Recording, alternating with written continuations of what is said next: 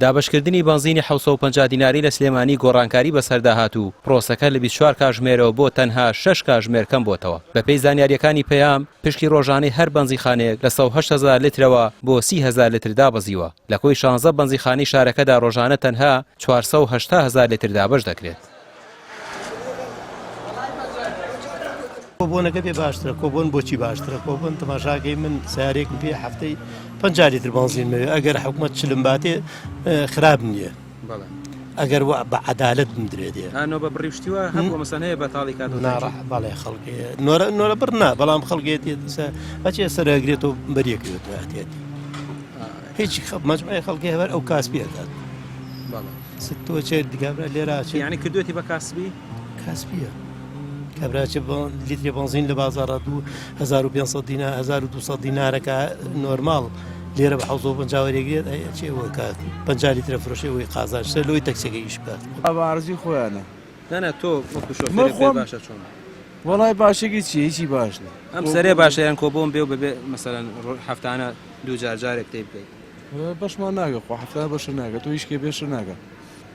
سارە بەش ساسی وەش چەندی دیاتێ 50 دیاتێ ێ بەشی هەفتە و ناگە ێ بیکا بە کۆبوون هەر بەشێ ناگە ئێتە خۆ هەر هەسووەرە بێرەوە خۆیەتی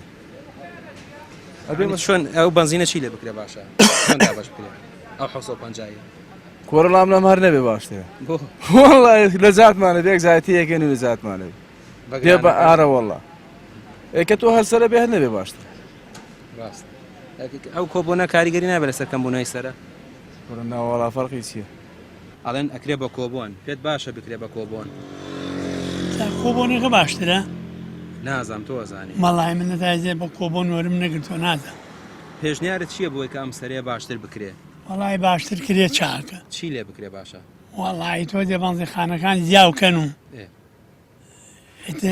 زیان بنزین بدەنیە و بابەشی هاوڵاتی هەمووی بکە. ئەڵەن بە بەرنامە و ئەپلیکیشنە تۆ ئەزانی چی ئەگەر وای لێ بکرێ؟ من ئەوە هەن نازانم چی بەس ئەمە سەرە بۆ ئێمە زۆر چاکە.